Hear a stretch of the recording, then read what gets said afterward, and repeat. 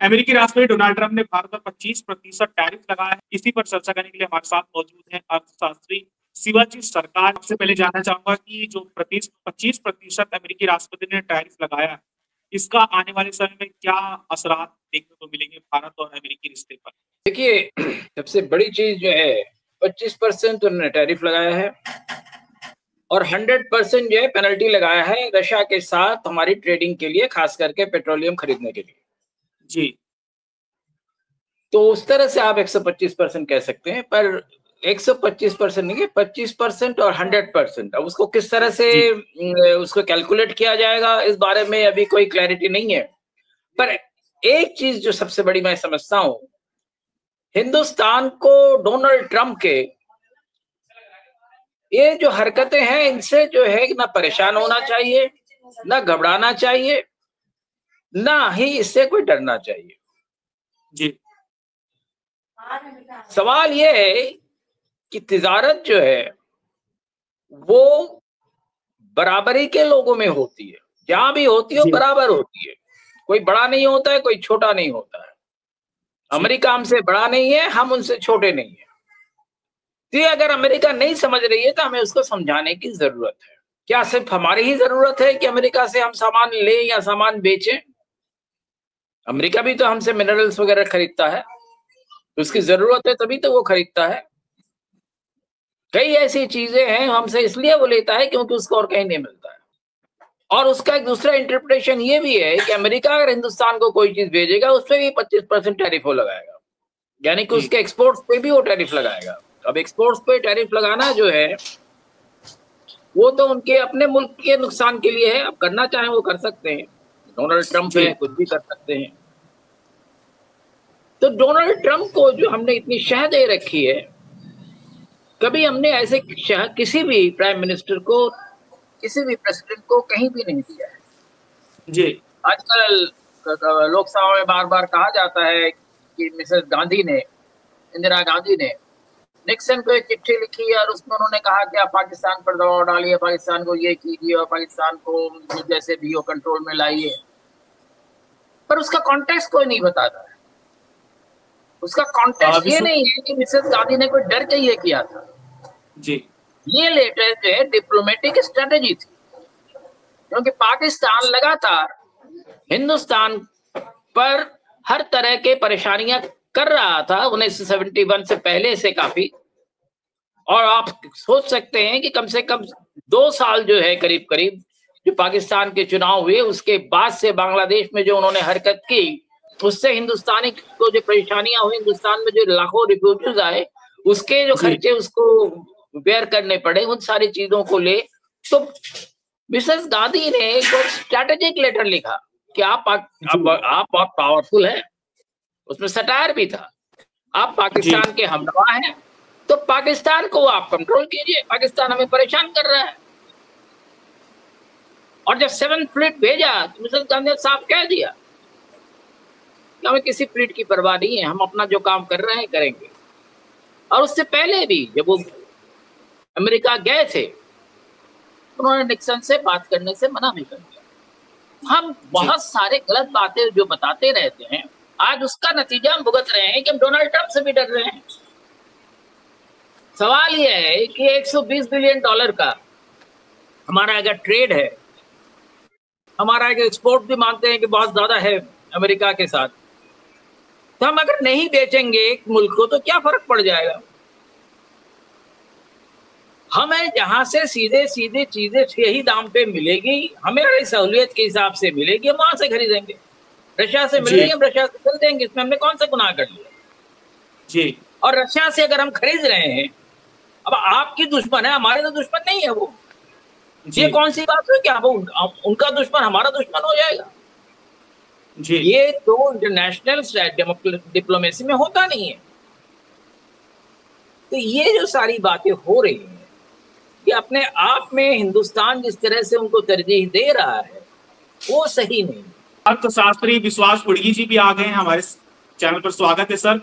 Sir, जिस तरह से अमेरिकी राष्ट्रपति ने 25% भारत पर टैरिफ लगाया है, देखा जाए तो एक बहुत बड़ा टैरिफ है, क्योंकि अभी हाल ही में जब चाइना और अमेरिका का टैरिफ वॉर चल रहा था तो ये माना जा रहा था कि अमेरिका कुछ ही समय बाद जो भी देश रशिया और ईरान के साथ में ट्रेडिंग करते हैं उन पर भी टैरिफ लगा सकता है।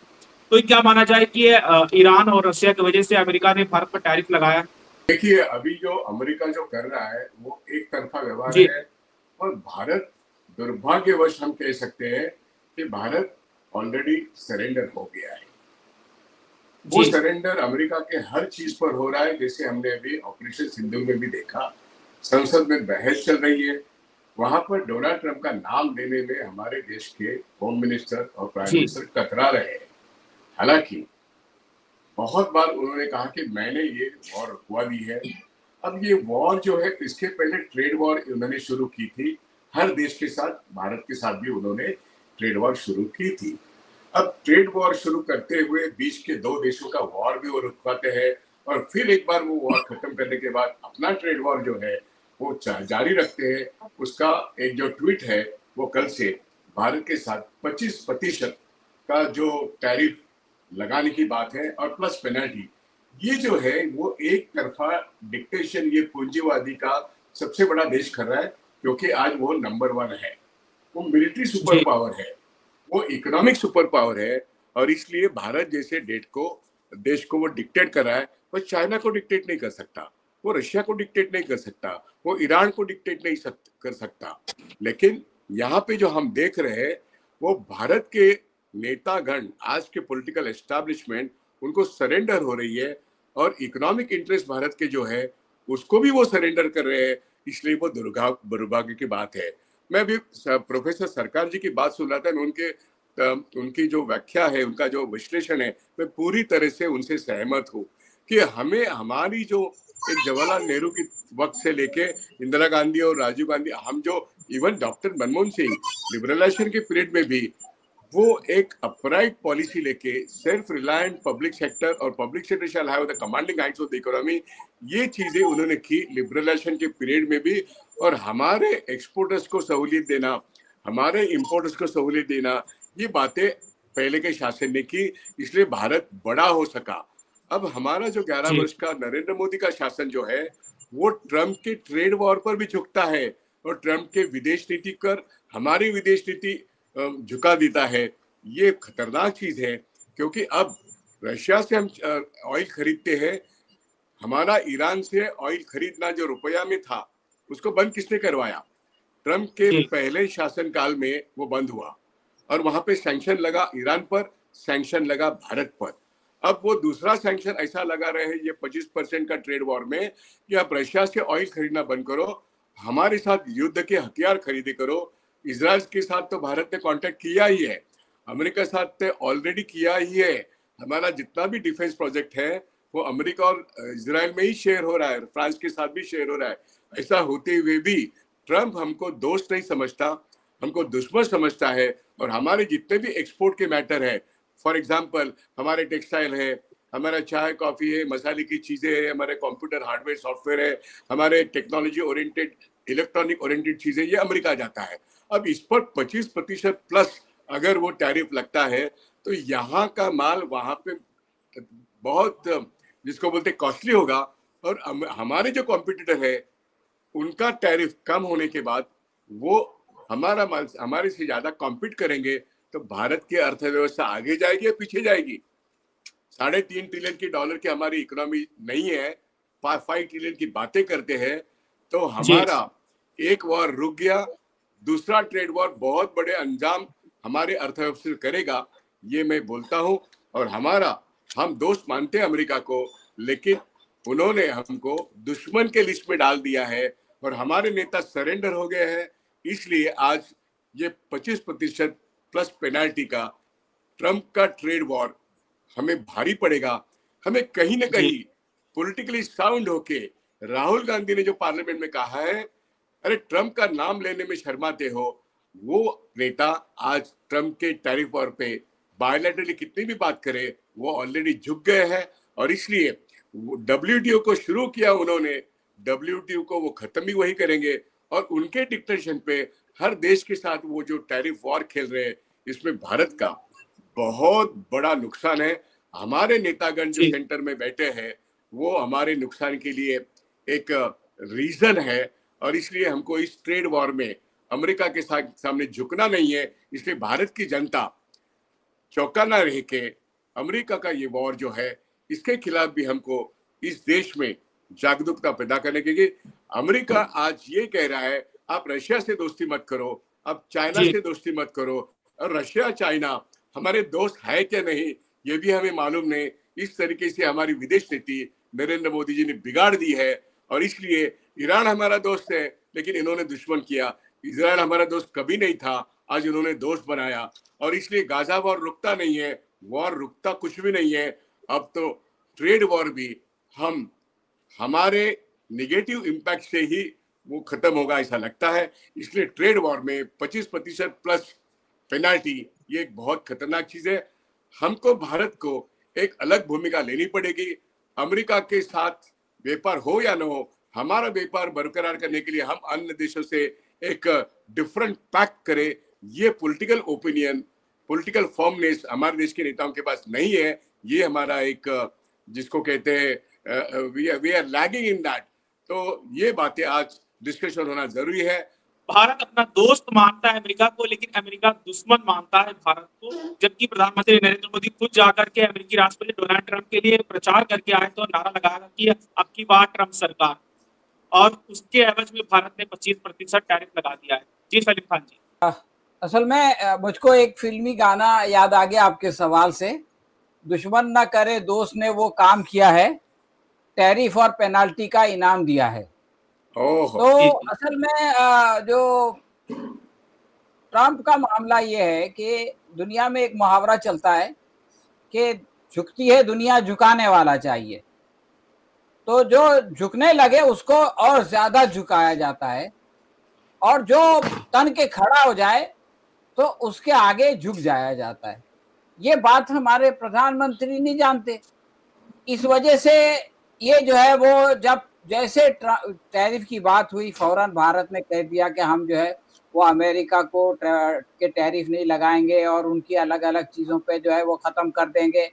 यानी हमने नरमी दिखाना शुरू कर दिया, और जैसे ही उनको पता चला कि भाई ये लोग नरम पड़ रहे हैं तो वो जो है वो शेर बन गए। और फिर बहुत कोशिशें की गई समझाने बुझाने की। अभी पिछले दिनों हमारे वो जो कॉमर्स मिनिस्टर है वो गए भी थे और बड़ी उम्मीदें लेके आए थे कि सबके ऊपर टैरिफ लगेगा लेकिन हम पर नहीं लगेगा, लेकिन ऐसा नहीं हुआ। और बात तो ये है कि टैरिफ के साथ साथ उसने जो है वो पेनाल्टी तक, वो कौन है पेनाल्टी लगाने वाला? मैं शिवाजी सरकार साहब से 100% सहमत हूँ कि कोई हमको क्यों डिक्टेट करे कि भाई हम किससे क्या लें किससे क्या नहीं लें। अगर वो डिक्टेटर है तो अपने देश में डिक्टेटर है, वो हमारे देश का डिक्टेटर नहीं है, यहाँ डिक्टेशन नहीं दे सकता। हम अपनी मर्जी से कारोबार करेंगे, वो अपने बारे में फैसला करे, हम अपने बारे में फैसला करेंगे। तो ये ट्रंप जो है वो हमारे प्रधानमंत्री की नरमी का जो है वो मेरे ख्याल में गलत फायदा उठा रहा है। और हमारे प्रधानमंत्री क्यों इतनी नरमी दिखा रहे हैं, अभी विश्वास उनकी साहब ने जिक्र किया कि राहुल गांधी ने चैलेंज कर दिया कि अगर आपके अंदर इंदिरा गांधी से आधी हिम्मत भी है तो आप ट्रंप का नाम लेके ये कह दीजिए कि भाई वो झूठ बोल रहा है। लेकिन हमारे प्रधानमंत्री इस चैलेंज के जैसे ही चैलेंज हुआ फौरन जो है उन्होंने एक गिलास पानी पिया, लेकिन उन्होंने नाम नहीं लिया। तो जब हम नाम लेने से इतना कतरा रहे हैं, इतना डर रहे हैं, तो वो समझ रहा है इस बात को।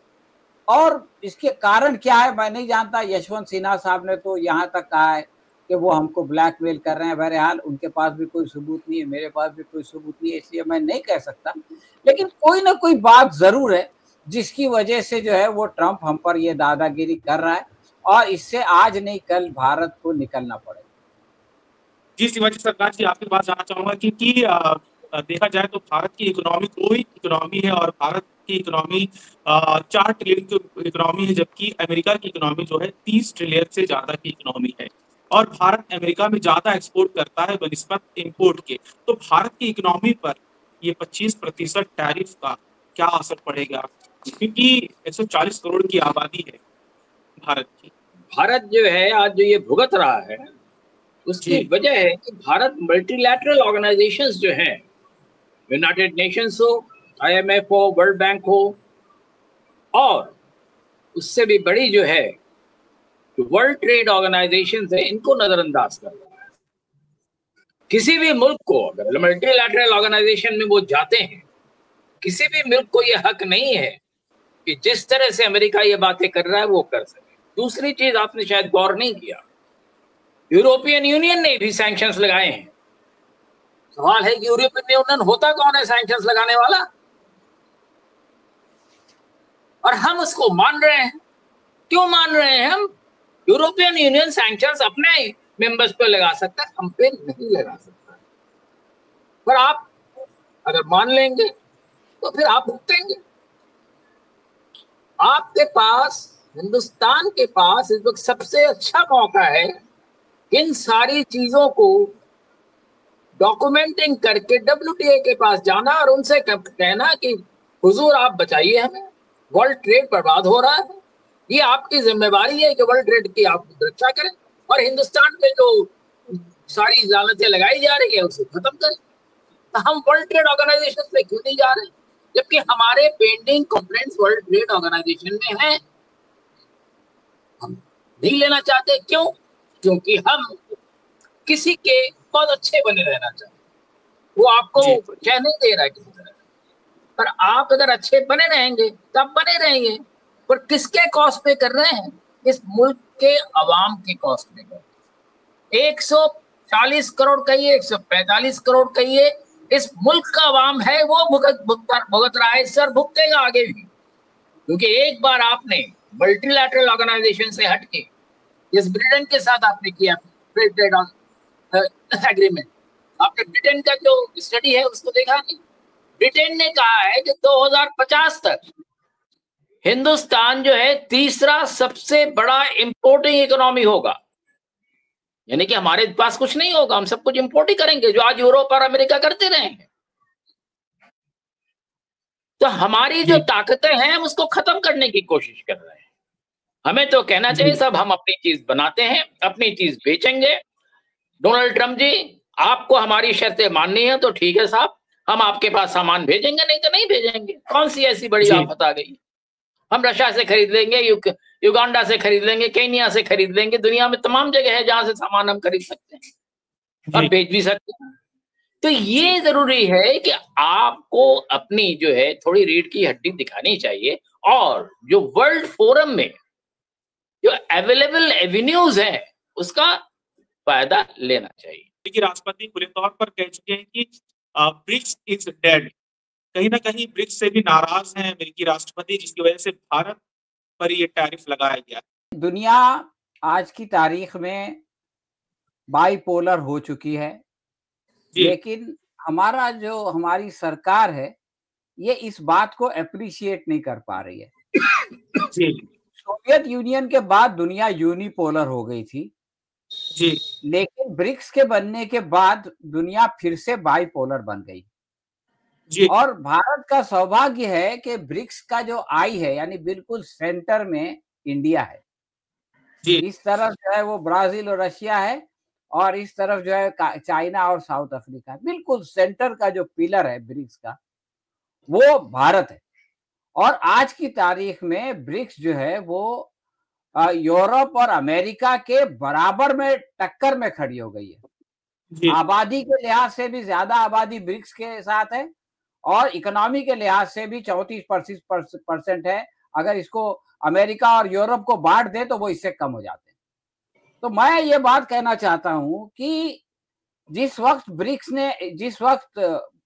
ट्रंप ने ये बात कही कि ब्रिक्स डेड है, तो उस वक्त अगर प्रधानमंत्री ये कह देते कि ट्रंप साहब ये आपकी गलतफहमी है, ब्रिक्स जिंदा है और हम जिंदा हैं और हम साथ में हैं, तो आज ये नौबत नहीं आती।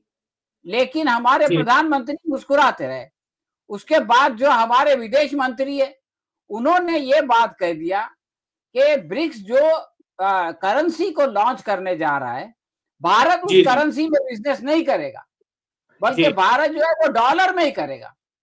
तो आप ये देखिए कि अमेरिका ने ये देखा कि ये ब्रिक्स की जो कमजोर कड़ी है वो भारत है।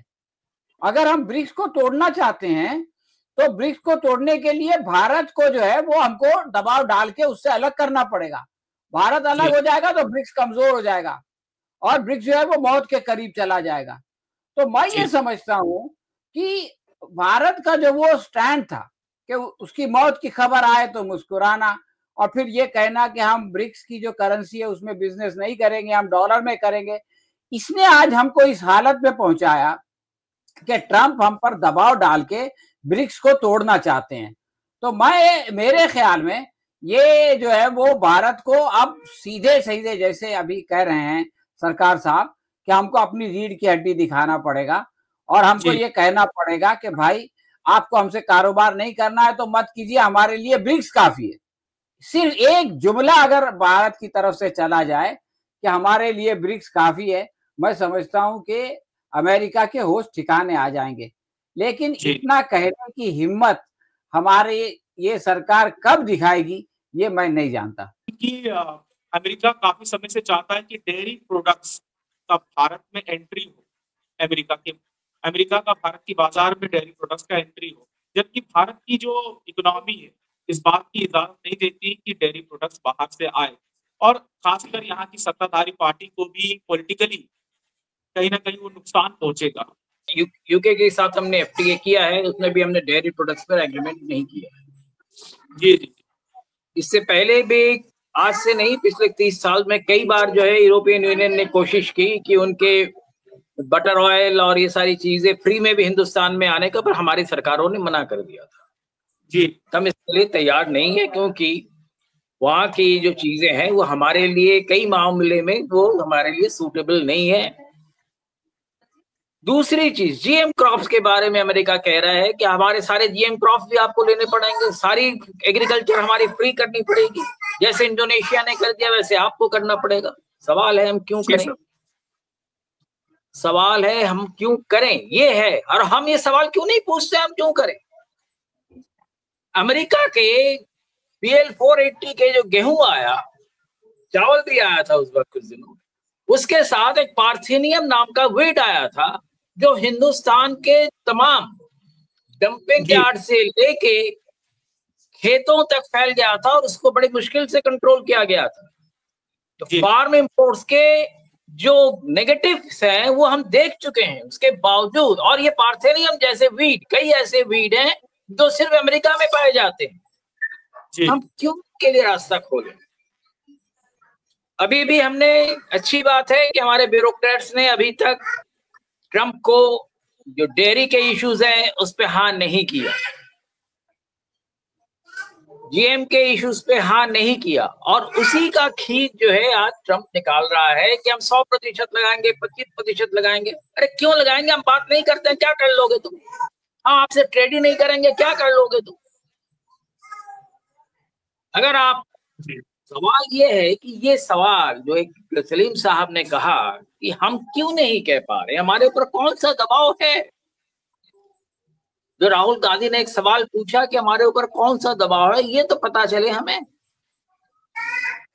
देखिए, पूरा मुल्क जो है, मैं समझता हूं आज अमेरिका के साथ इस तरह के जो ट्रेडिंग हो रही है उससे नाखुश है जी। और WTO पे हम जाना चाहते नहीं है, जबकि WTO में हमारे कम से कम 3 कंप्लेंट्स जो है वो पेंडिंग है, उनको हम परस्यू भी नहीं कर रहे। तो हम जो है अपनी थोड़ी सी मजबूती दिखाएं और मजबूती दिखा के WTO में जाएं और WTO से जाके सैंक्शन का जवाब अमेरिका को वहां देना पड़ेगा। डिस्प्यूट रेजोल्यूशन का जो मैकेनिज्म है वहां पे जी। तो हम, जब आप छोड़ देंगे सब चीजों को, सारी मल्टीलैटरल ऑर्गेनाइजेशंस को आप ध्वस्त करते चले जाएंगे तो नुकसान तो आपको होगा। तो ये हमें सोचने की जरूरत है, मल्टीनेशनल ऑर्गेनाइजेशंस के पास क्यों नहीं जाते?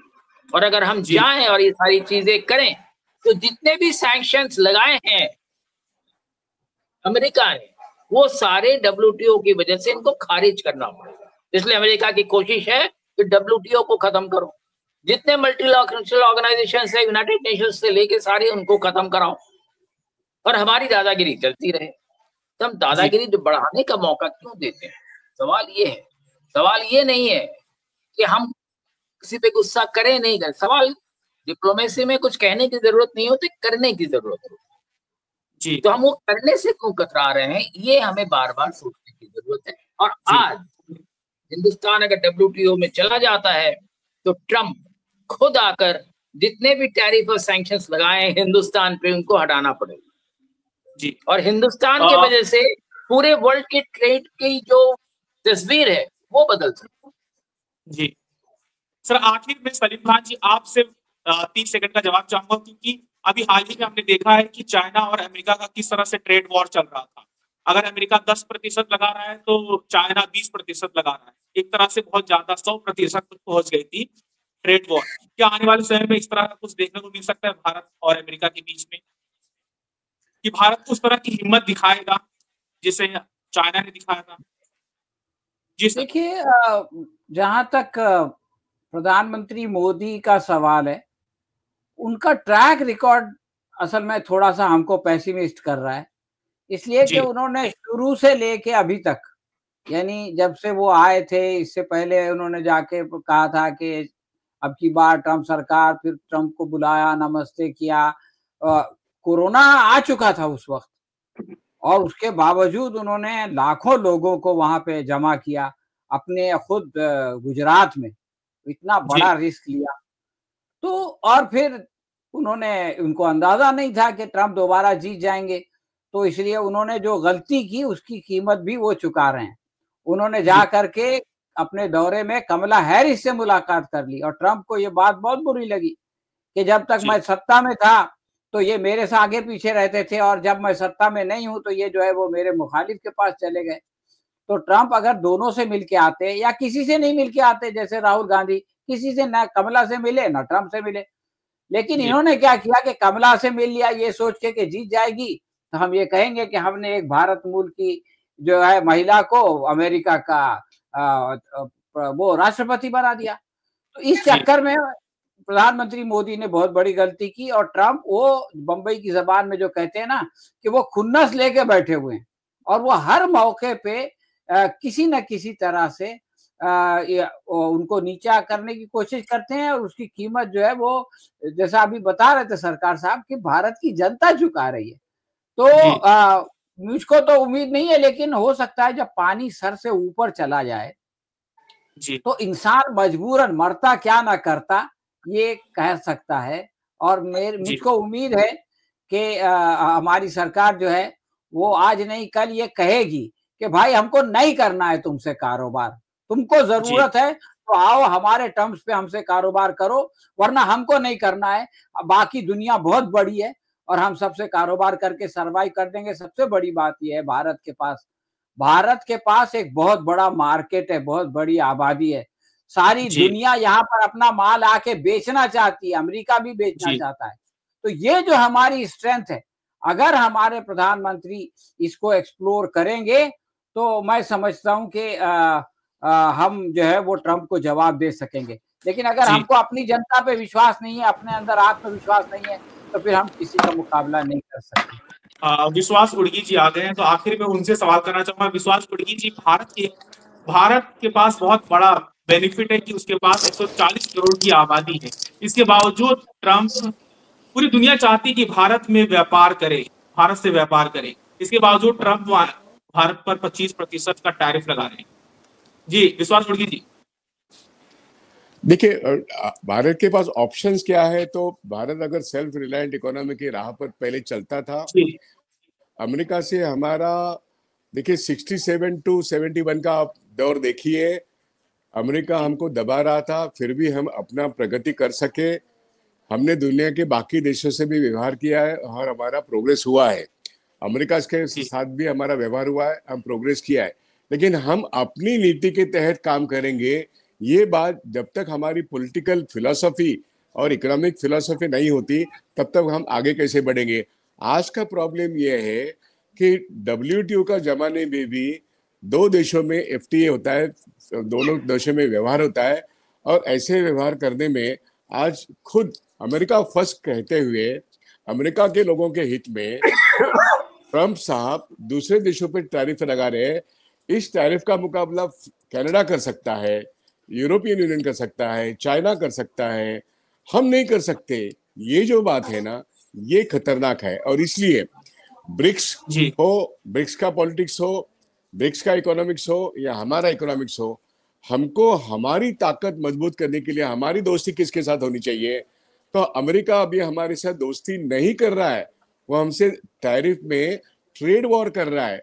वो एक वॉर का नया तरीका है। ये हथियार जो है व्यापार का, इसको भारत को नीचा दिखा के ही अमेरिका फर्स्ट हो रहा है। इसको हमको ध्यान में रखना है। इसलिए ब्रिक्स की बारी आ रही थी, मैं नहीं था, लेकिन मेरा कहना ये है, BRICS was an alternative to all those World Bank और ये जो है उसकी पॉलिसी उसके खिलाफ है।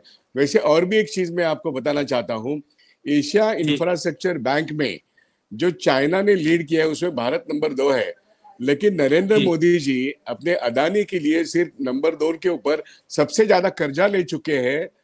AIIB से, AIIB नाम के जो बैंक है, जो दुनिया की तीसरे नंबर की फाइनेंशियल इंस्टीट्यूशन वो बनाना चाहते हैं। वर्ल्ड बैंक एक है, IMF एक है, AIIB चाइना के कंट्रोल में तीसरी संगठन बन रही है। अब ये भी अमेरिका को एक चैलेंज करने वाली होती है। जैसा ब्रिक्स एक चैलेंज कर रहा है, वैसा ये भी है। और इसमें भारत का रोल वो कमजोर कड़ी है। AIBA में वो नंबर 2 का स्टेक होल्डर है, लेकिन अमेरिका के सामने नरेंद्र जी सब जगह सरेंडर हो रहे हैं। अब इनको रशिया के साथ भी दोस्ती करनी है, इनको अदानी के कारण चाइना के साथ भी दोस्ती करनी है, इनको डोनाल्ड फ्रेंड, माय फ्रेंड, उनके साथ भी दोस्ती। ये नहीं हो सकता दुनिया की राजनीति में। इसलिए ये अमेरिका और चाइना अगर दुश्मन है, अमेरिका और रशिया दुश्मन है, तो अमेरिका के कहने से हम अमेरिका के मित्र होके अमेरिका जैसे ही इकोनॉमिक पॉलिसी ढल लगे, ये हो नहीं सकता। अब इसकी रियलिटी हमारे देश के आज के शासकों को नहीं है। जब तक वो नहीं सुधरते, जब तक वो सत्ता से नहीं हटते, हमारा ये प्रॉब्लम सॉल्व होने वाला नहीं है। और इसलिए ट्रेड वॉर चलते रहेगा, हम कहां तक खड़े रहेंगे। इसलिए दुनिया, हमारे देश के लोगों को, जो हमारे देश के लोग व्यापार करते हैं दूसरे देश के साथ, इनको भी खड़ा रहना पड़ेगा। एक सेल्फ रिलायंट इकोनॉमी का जो एक हमारा नारा था, वही सही रहेगा। ये जो ट्रंप के सामने झुकने वाली बात जो है, ट्रंप हो या निक्सन हो, हम किसी के सामने झुकेंगे नहीं। हम अपने बड़े देश की नीति, आर्थिक नीति हो या विदेश नीति हो, वो हम तय कर सकते हैं। ये बोलने की ताकत हमारे देश के शासन में होगी तो हम इस ट्रेड वार को भी जीत सकते हैं। नहीं तो ट्रंप के सामने सर झुकाना ये आदत बन गई है। और इसलिए सलीम साहब ने जो गाना कहा, वो अब दोस्त भी दुश्मन बन गए हैं, दुश्मन भी दोस्त, वो जो बात है वो दिख रही है। जी, ओके, धन्यवाद सर हमारे चैनल पर जुड़ने के लिए, हमारे बहस में शामिल होने के लिए। तो आने वाले समय में देखने वाली बात होगी कि जो अमेरिकी राष्ट्रपति ने 25% भारत पर टैरिफ लगाया है, इसके असर क्या होते हैं और भारत इस पर क्या कदम उठाता है।